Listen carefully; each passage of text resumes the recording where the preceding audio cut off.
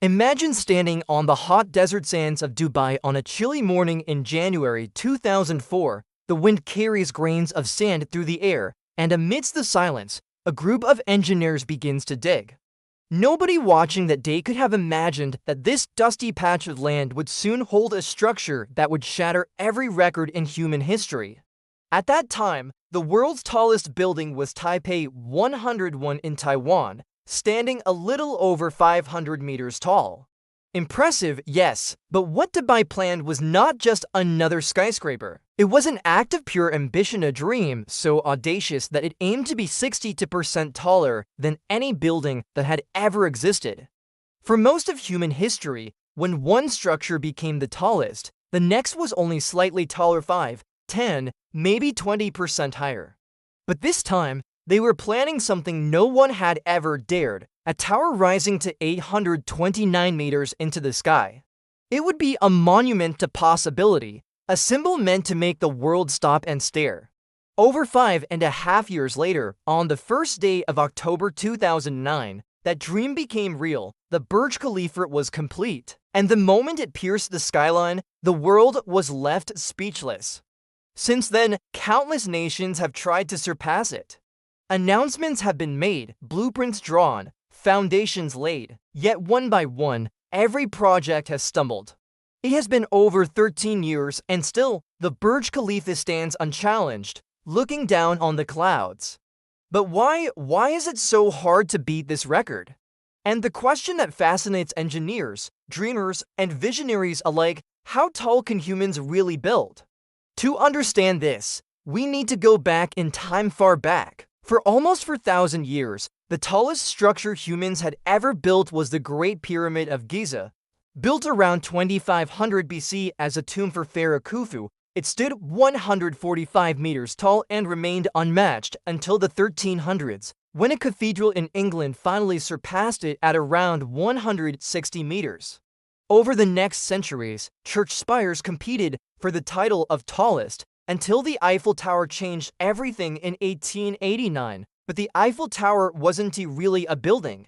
It was a monument, a marvel of metal, not a place where people lived or worked. The first true skyscraper, the kind of building that defined the modern world, was built in Chicago in 1884. Known as the Home Insurance Building, it was only 55 meters tall, shorter than the Great Pyramid, but it changed everything.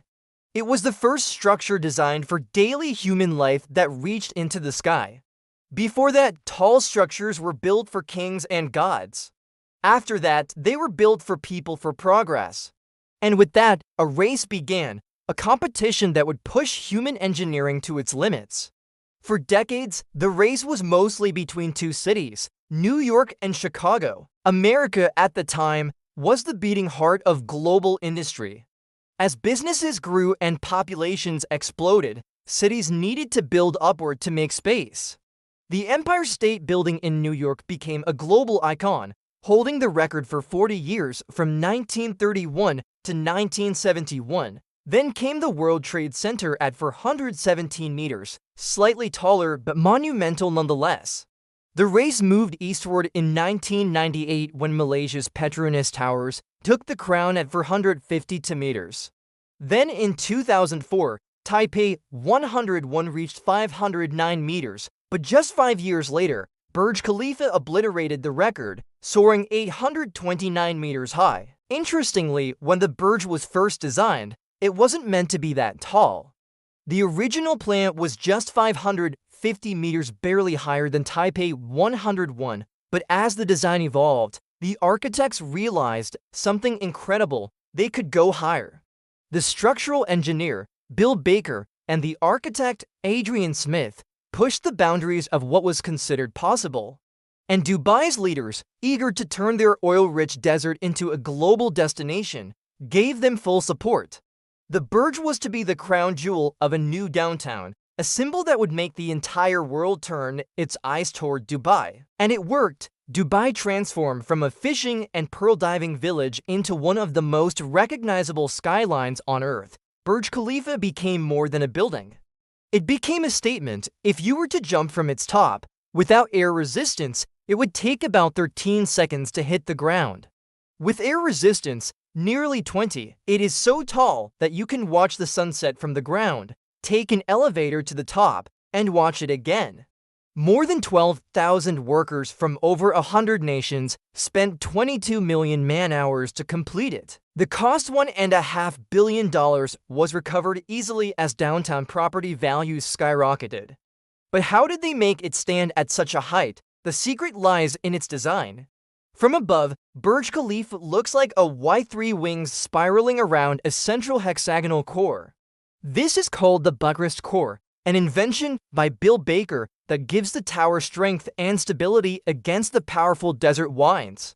Before the Burj, this design was tested in a smaller tower in South Korea, but here, it allowed the engineers to go further than anyone thought possible. Other buildings tried different tricks. For example, some skyscrapers in New York, like 430 to Park Avenue, leave several floors completely empty so wind can pass through.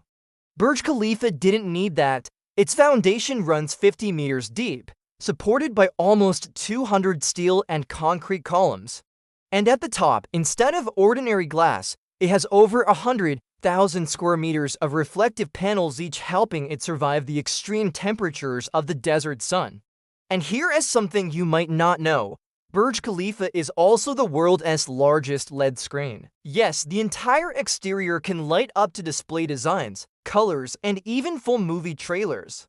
Over 1.2 million LED lights are fixed on its frames, not its windows, so people inside don't see the lights at all. That is how it can project patterns and videos visible from miles away, like when Shah Rukh Khan's film trailer for Pathan lit up the night sky. Inside, safety was another massive challenge. Imagine being on the 160th floor and a fire breaks out. You can't run down 160 floors. So every 25 floors, there are pressurized, air-conditioned refuge areas built to protect people during emergencies.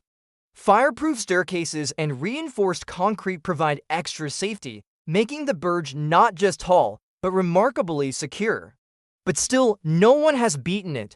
Many have tried, some have even come close.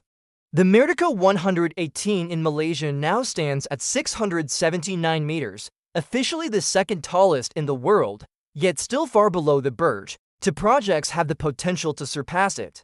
The first, Saudi Arabia's Jeddah Tower, aims to become the first building to cross 1 kilometer in height. It shares the same architect as the Burj and uses a similar Y-shaped design. The goal, again, is to diversify an oil-rich economy by creating a new urban hub called Jeddah Economic City. Construction began in 2013, reached about a quarter of the way, and then stopped in 2018 due to political and financial turmoil.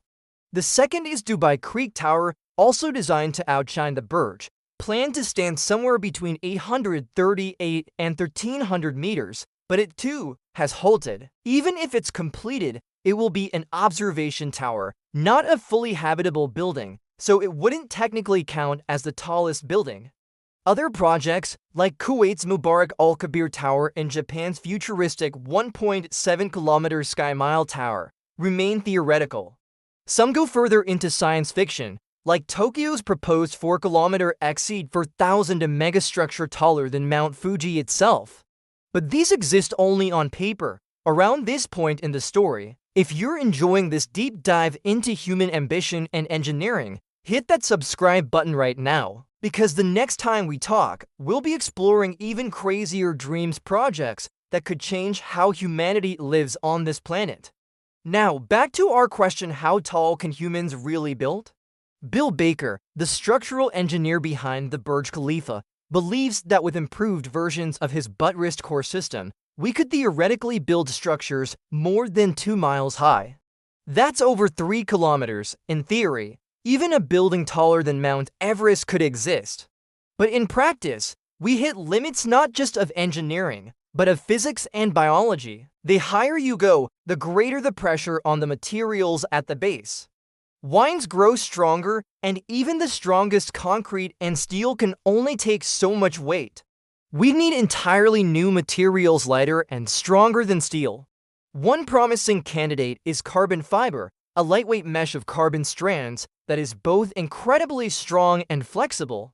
It could make future towers possible, but even if we solve the engineering challenge, there's a human problem waiting for us. As buildings cross 1.5 or 2 kilometers in height, air pressure at the top becomes significantly lower. If you've ever visited high-altitude places like Ladakh, you'll know how your body struggles to adjust. Imagine experiencing that instantly every time you take an elevator. Inside such towers, pressure would need to be controlled artificially, and balconies might become impossible. Then comes the biggest limitation of all: money. Building something taller than the Burj Khalifa costs astronomical amounts, and not every country can afford to gamble billions for prestige. Dubai recovered its cost because the tower triggered a massive tourism and real estate boom, but that's rare. In many countries, governments simply wouldn't approve such spending. Even China, known for its ambitious projects, recently banned new buildings taller than 500 meters, calling them wasteful and impractical. In the end, there are only a few places in the world where such a project could even make sense: cities experiencing rapid economic growth with strong government backing and a vision to redefine their identity. For now, Dubai remains one of those rare places. So for the foreseeable future, Burj Khalifa will continue to rule the skies, a shimmering needle of glass and steel that stands as a reminder of what humans can achieve when we refuse to accept limits. And now, I want to hear from you. If humans ever do manage to build a structure taller than Burj Khalifa, where do you think it will rise first? Dubai again, Saudi Arabia, Japan, or somewhere completely unexpected? Drop your thoughts in the comments below. I read every single one.